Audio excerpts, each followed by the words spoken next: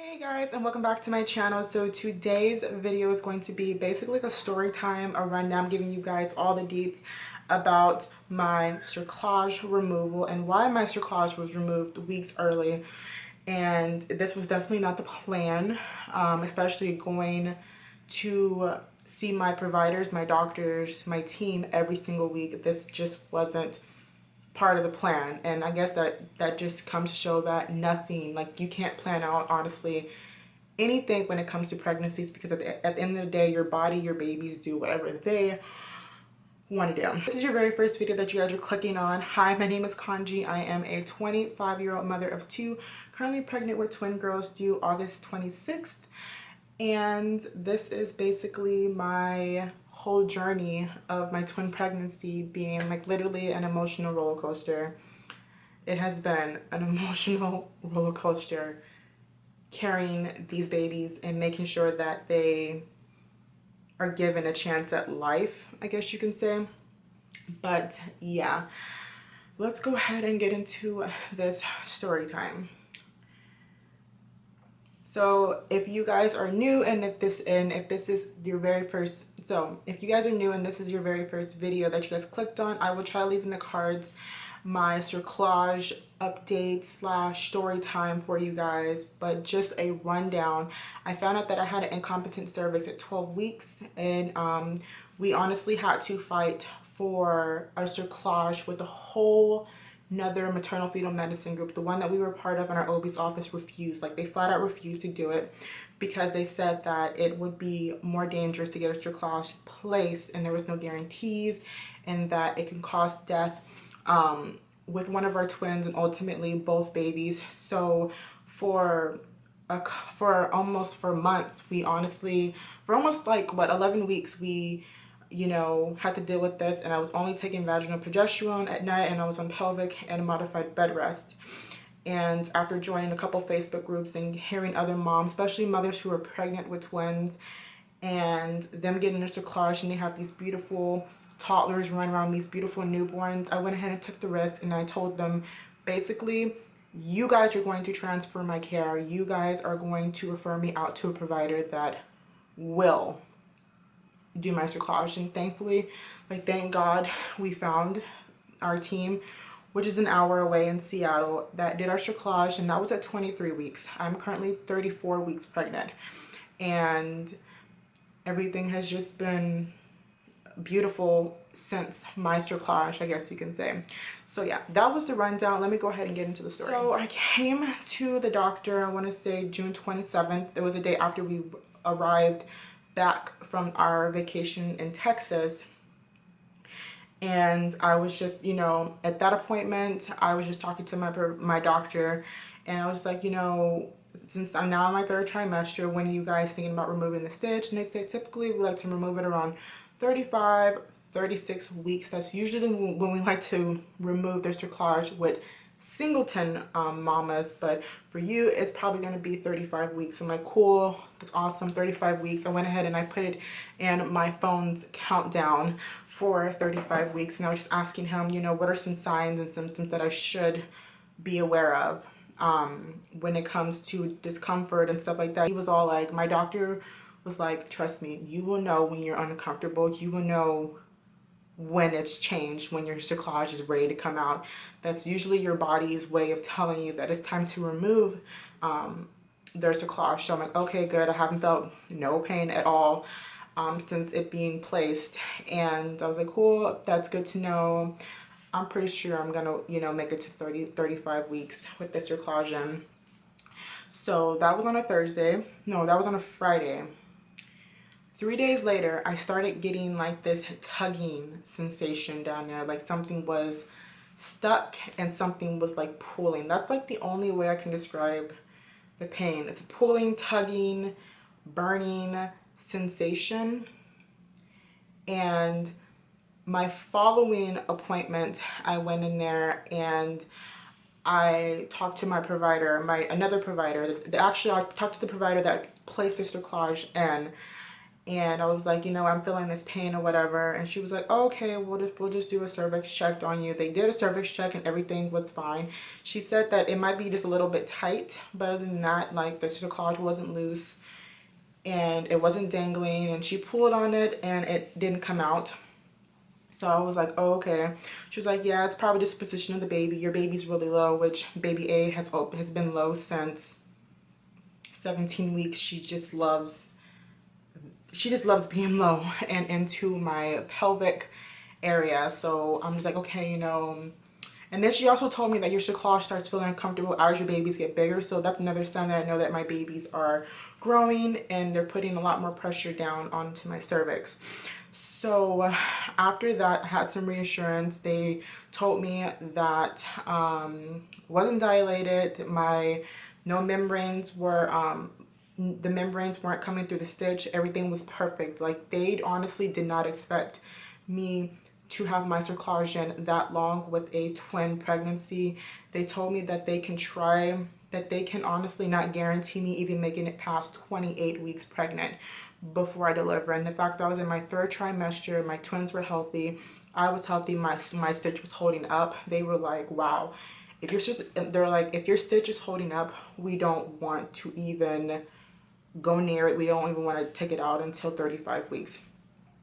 So I left there thinking that, you know, maybe it's just the position of the twins or the position of the baby, and I just kind of left it at that. But slowly after that appointment, I started getting more and more uncomfortable walking up the stairs, walking to my bed, walking to the bathroom, sitting down on a toilet hurt. And it's like something, I really don't even know how to describe the pain of trying to sit down. I can pee just fine, but trying to sit down and be comfortable sitting down, knowing that it's something in there that's like trying to like keep you or prevent you from. The pain was crazy, and it wasn't until, I want to say, I dealt with that pain up until Tuesday, which was July 9th. I dealt with that pain on my own up until Tuesday, which was July 9th. And I had a routine OB appointment that Thursday, and I went upstairs to take a nap, which I try to take a nap. My body tells me and forces me to take a nap. I cannot honestly go without a couple hour or nap or rest in general. So I went upstairs to take a nap, and I tossed and turned. I was in so much pain. I was cramping. I had lower back pain. Everything just hurt. So finally, I'm like, you know, enough is enough. I went ahead and I called my nurse, which I don't have a personal nurse. I just have a nurse line, but the person that usually communicates with me the most is, her name is Becca, and I just called her. She's like, hey, what's going on? I just basically told her what was going on. And at that time, it was like 4:30 in the afternoon, and she was all like, hey, let me just ask the provider on call what they suggest you do. And then she put me on hold, and she came back. She's like, hey, yeah, we don't know if these are contractions, or we don't know what's going on with your stitch. We don't know if your babies are getting ready to come. We don't know if you're in active labor or the beginning stages of labor. So we want you to come in. And I was all like, again, I live an hour away. It's in Seattle, and it was during rush hour traffic. And I was all like, okay, well, can I, you know, is it all right if I eat dinner, take a shower, and pack up a couple of things before I go? And she was all like, yes, but just please make sure you come in. And I'm like, you have my word, I'll come in once traffic dies down. So I ate dinner with my family. My mother actually took me because I honestly thought that they were just going to turn me around. So I told my husband he can stay home with the kids, and my mother drove me to Seattle, and we went into labor and delivery triage. We get there. This is my first time in labor and delivery triage. I've been seen in antepartum, and I've only been seen in antepartum, which is a unit where they try to prevent mothers from having their babies, prevent, you know, mothers who are on bed rest and stuff like that, and my maternal fetal medicine clinic. So this is my first time actually in labor and delivery, like this part of the hospital. I get there, let them know what's going on. I'm like, yeah, something's wrong with my stitch. And that was just pretty much the gist of it. So they put me into a room with monitoring, and I remember the nurse came in, and I'm pretty small. I will admit that I'm pretty small. A lot of people don't think I'm pregnant with twins. A lot of people don't think I'm as far along as I am. And the same was with my son. But she brought in one set of monitors, and my mom was like, oh no, she needs two. And she was like, what do you mean she needs two? She's like, they're twins. So she actually had to leave, read my charts, and she came back like, oh, there's two babies in there. So they monitored me, they monitored my contractions. I was having contractions, but they weren't nothing crazy. It was just my uterus contracting here and there. And the nurse actually had to come on because baby B refused to be on the monitor. So the provider, which was a senior resident, came in. She checked my cervix and everything. She said I was about, I don't think she said I wasn't dilated at that point. And but she did tell me that my cervix was extremely soft and I was 80% apphased. And I think, no, I was about 1 centimeter dilated. And when I got my cerclage placed, I was 2.5 centimeters dilated with the membranes bulging through my cervix. So she came in, she's like, you know, I'm gonna go talk to her boss, which was the doctor. The doctor came in and she was like, if your stitch is causing you this much pain, I don't want you to be in this much pain. So basically what this is saying is that if we don't take your stitch out and you go home and you start active labor, the stitch can literally tear up your cervix, making me having any more kids in the future like non-existent. She was like, I'd rather remove your stitch now. You're at a safe point. If your babies were to be born today or tomorrow, there's an extremely high possibility that you'll have healthy babies. And if you guys don't know, I had a 31 weeker. My oldest daughter Ava, she's a now beautiful healthy 6-year-old. So even at 31 weeks, I had confidence that my babies would survive. So I just told her, I'm all like thinking, you know, well, I'm just thinking not only of myself, I'm thinking, okay, I'm 33 weeks, 33, 34, 35. I can make it 2 more weeks with this kind of pain. And she's all like, no, we're not going to have you torture yourself. And I'm like, I just want to do what's best for my babies. And she's like, this probably is what's best for them. So they ended up starting an IV. I knew I wanted pain medication for this cerclage removal. I've read stories about it being stuck, it not coming out. You have to get an epidural, go into the OR and all that. So mentally I was starting to freak out because I hate pain. So they started an IV and they gave me they gave me some pain medication that literally starts working like that. And I felt like I was high and drunk and just so like calm and relaxed the entire time, you guys. It was so crazy. My mom looked at me, she was like, yeah, you're feeling good. I'm like, I'm feeling so good. And they popped me up, they went in, removed the stitch, didn't even know that they removed the stitch. That's how smooth the process went. They showed me the stitch and I was like, wow, it's crazy to think that that little piece of material was literally life and death for my girls. That little piece, oh my, I wish I took a picture of it. That little piece of material basically saved my girls' lives and brought me peace and everything. And so basically after they removed my stitch, they checked my cervix and I was 1 centimeter dilated at that point. And she was all like, either you can go into labor tonight or you won't go into labor, and you'll go into labor naturally on your own later on down the line. But they did want to monitor me, and just to be safe, they wanted to start me on 2 rounds of steroid shots for the girl's lungs, and they put that in your thigh. Actually, they put it in your butt, like your butt thigh area. I had it with Ava, so I knew exactly what to expect. So they wheeled me into a room, gave me my shot around 1 o'clock in the morning, and I was monitored throughout the day and night. And of course, I'm anemic. I'm extremely anemic, actually. So I did an iron transfusion the next day, well, the same day, because I had it at 1 o'clock in the morning. So that same day, they gave me iron through an IV. And honestly, this is like my, at that point, it was my second time getting iron, so I knew exactly what it was like. It wasn't anything bad. They hook you up and put the iron through your IV, and it feels kind of cold going down. It feels cold going through your veins at first, but then it kind of settles down.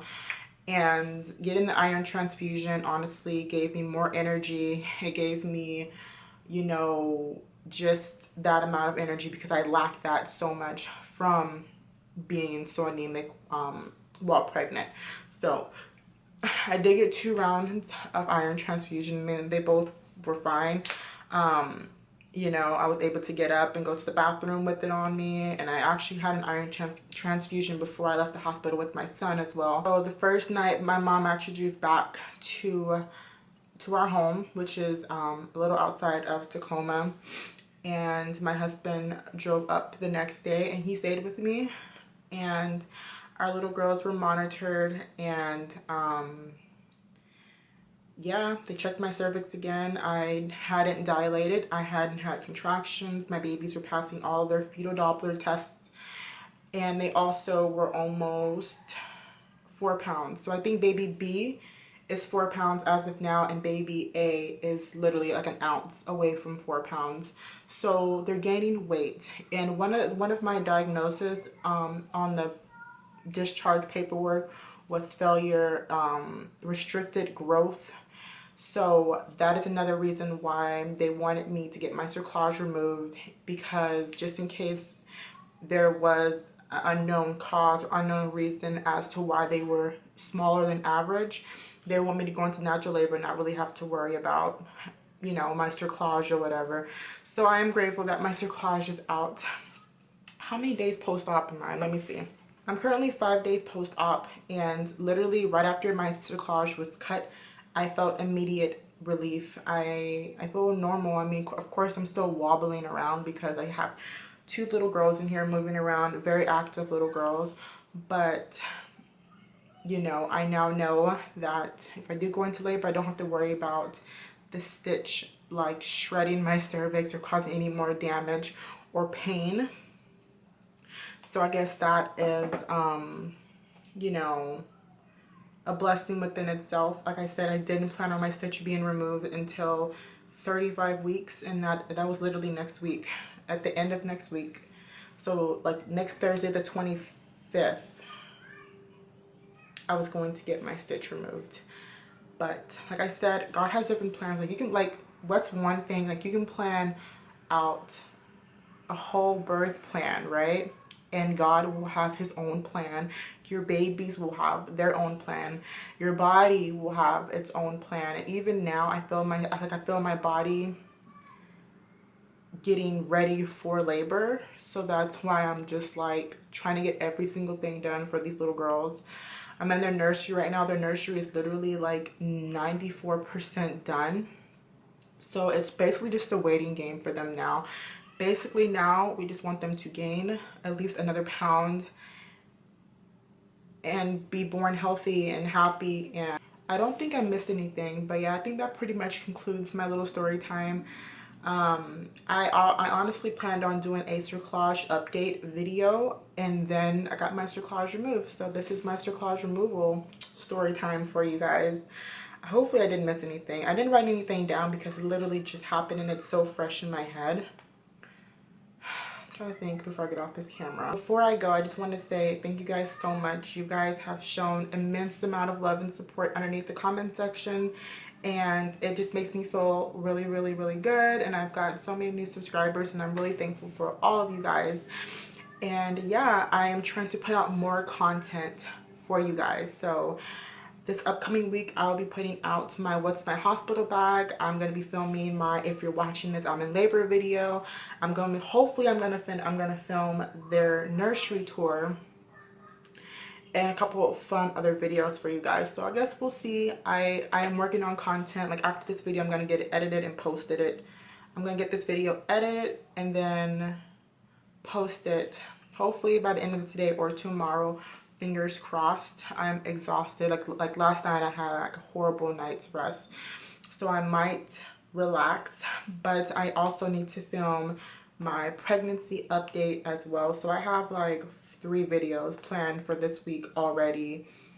So yeah, thank you guys so much for watching. If you watched this video all the way through, please don't forget to give this video a huge thumbs up, and don't forget to subscribe if you guys are interested in videos like this, or if you just want to join my little family. I will see you guys on my next video. Bye guys.